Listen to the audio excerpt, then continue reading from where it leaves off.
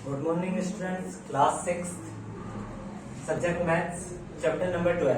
कल हमने पढ़ा था प्रॉफिट और लॉस के बारे में। आज हल्का सा थोड़ा डिस्कस कर लेते हैं वापस कि प्रॉफिट मैंने आपको क्या बताया था कि एसपी माइनस सीपी। एसपी क्या होता है? जिस रेट पर हम किसी चीज को बेच रहे हैं, और सीपी क्या होता है? जिस रेट पर हम किसी चीज को खरीद रहे हैं। तो अगर हम खरीद कम में रहे और उससे बेच ज्यादा में रहे तो क्या होता है? प्रॉफिट होता है। तो अगर एसपी माइनस सीपी होगा तो इट मीन्स प्रॉफिट। और मैंने आपको बताया था कि इनको ट्रांसफर करने से हम एसपी इक्वल टू भी निकाल सकते हैं। जैसे अगर मैं इसको सीपी को इस साइड ट्रांसफर कर देता हूं तो इधर ये माइनस का है, इस साइड आएगा तो क्या हो जाएगा? प्लस का। तो प्रॉफिट प्लस सीपी ये लिख रखा है। प्रॉफिट प्लस सीपी किसके इक्वल होता है? एसपी के इक्वल होता है। और इस तरीके से अगर मैं सीपी को इस साइड भेज दूं और प्रॉफिट को इस साइड भेज दो तो सीपी इधर माइनस का है, इस साइड आएगा तो प्लस का हो जाएगा, और प्रॉफिट इधर प्लस का है, इस साइड आएगा तो माइनस का हो जाएगा। तो सीपी इक्वल टू क्या होता है? SP minus profit. कल हमने लॉस भी सीखा था कि लॉस क्या होता है कि किसी चीज को आपने खरीदा कम में है और उसे खरीदा है 5 रुपए में, और अगर उसे 3 रुपए में बेच रहे हैं तो उस केस में आपको क्या है? 2 रुपए का लॉस है। तो वो क्या होता था? लॉस। इस केस में क्या होता था? सीपी ज्यादा होता था और एसपी कम होता था, तो आपको लॉस होता था। और इसको भी इसी तरीके से ट्रांसफर करके हम इसके सीपी के और एसपी के दोनों के फॉर्मूले निकाल सकते हैं। ये तो था हमारी कल की क्लास का रिवीजन। आज हम कुछ नया सीखने जाएंगे।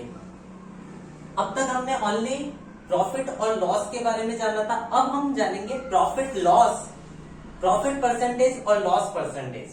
जैसे अगर आपको किसी क्वेश्चन में कुछ भी दे रखा है और आपको बोल दिया कि प्रॉफिट परसेंटेज क्या होता है, प्रॉफिट परसेंटेज, तो उसका भी एक फॉर्मूला होता है, प्रॉफिट अपॉन में सीपी इंटू 100।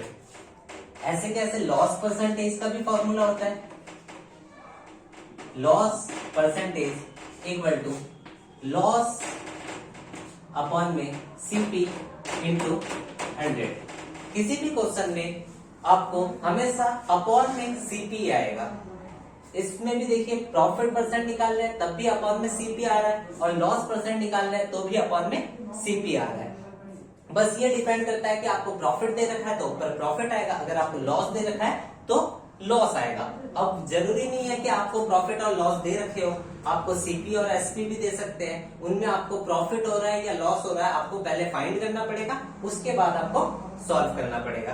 तो हम स्टार्ट करते हैं। कल हमने फर्स्ट, सेकंड और थर्ड क्वेश्चन कर लिया था एक्सरसाइज 12.1 का। आज हम फोर्थ क्वेश्चन पर चलते हैं।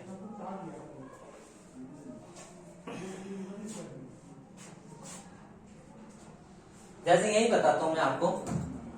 फोर्थ के फर्स्ट में दे रखा है CP equal to 1600 rupees and loss is 100 rupees.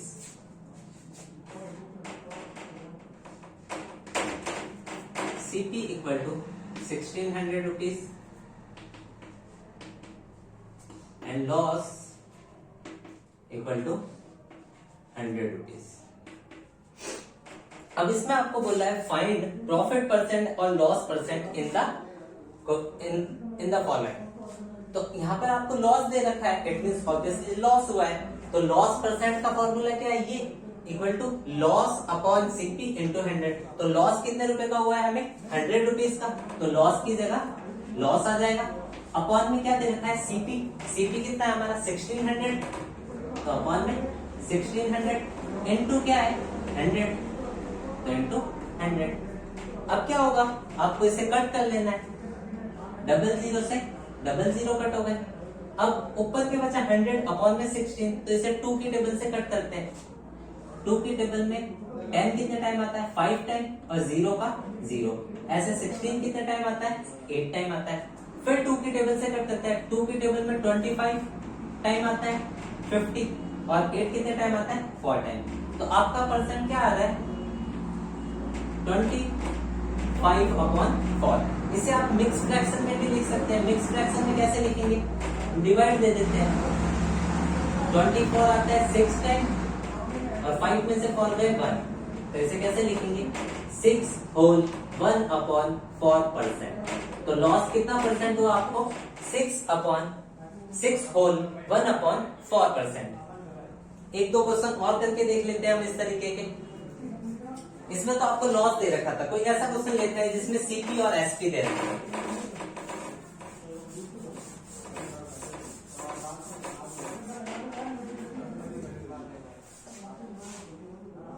जैसे बी में एसपी और लॉस दे रखा है, तो एसपी और लॉस, तो एसपी और लॉस वाला कौन सा क्वेश्चन है, ये है जिसमें एसपी और लॉस। तो आपका सीपी कैसे निकलेगा, एसपी प्लस लॉस।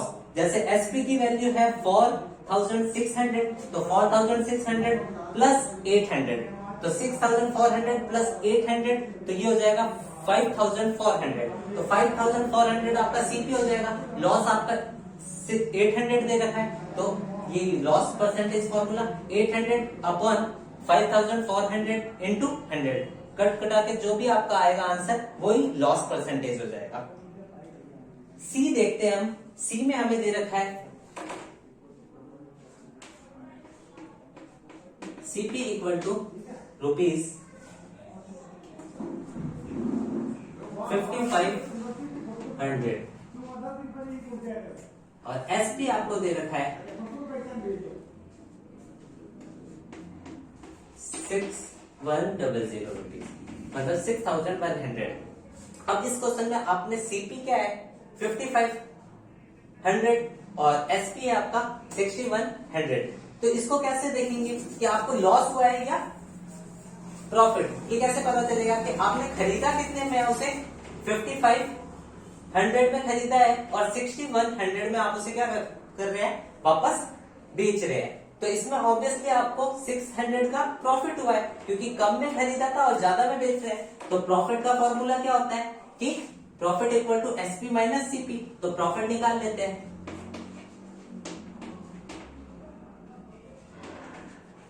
माइनस कर देंगे, माइनस करेंगे तो ये माइनस कितना होगा 600 रुपीज।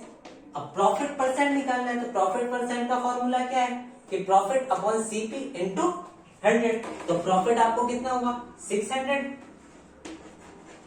अपॉन में आपका सीपी 5500 इंटू 100, 00 से 00 कट। अब इसको काट लीजिए। अब 55 और 600, क्योंकि इसके पीछे 0 है तो ये दोनों 5 की टेबल में आते हैं, तो 5 के टेबल से कट करते हैं 11 टाइम, और 5 के टेबल में 60 कितना टाइम आता है 12 टाइम और 0। अब ये बच गया 120 अपॉन 11। तो इसमें डिवाइड दे दीजिए, डिवाइड देके बता देता हूं मैं आपको। जैसे 11 कितने टाइम आता है 1 टाइम, 1 आ गया और ये 10 आ गया। अब 10 नहीं आता, 11 के टेबल में 10 नहीं आता, तो ये कहलाता है कि इस नंबर से भी छोटा अगर ये नंबर होता है तो कितने टाइम डिवाइड जाता है 0 टाइम। तो ये 0 और आपका रिमाइंडर क्या बच गया 10 बच गया। इट मीन्स ये कैसे होगा 10 जो ऊपर आ रहा है, रिमाइंडर जो ऊपर आया और अपॉन में 11, तो इतने परसेंट का आपको क्या हुआ है प्रॉफिट हुआ है। ये आपका था सी।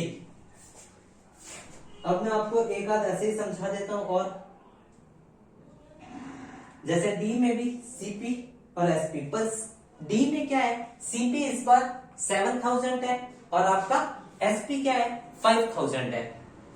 तो सीपी ज्यादा है, मतलब कि आपने 7000 में किसी चीज को खरीदा था और आपने बेचा कितने में उसे 5000 में। तो 7000 माइनस 5000 आपको लॉस हुआ है 2000 का। 7000 माइनस 5000, तो 2000 का आपको क्या हुआ है लॉस हुआ है। तो 2000 अपॉन में सीपी, यही वाला लॉस वाला फॉर्मूला, लॉस आपको 2000 का हुआ है, 2000 अपॉन 7000 इंटू 100। तो 0 से 0 कट हो जाएंगे, तो 200 अपॉन 7, 200 में 7 का डिवाइड दीजिए और जो भी परसेंटेज आए वो आपका आंसर हो जाएगा। आपने तो ये आपको 4th क्वेश्चन आपको पूरा कंप्लीट करना है। Thank you.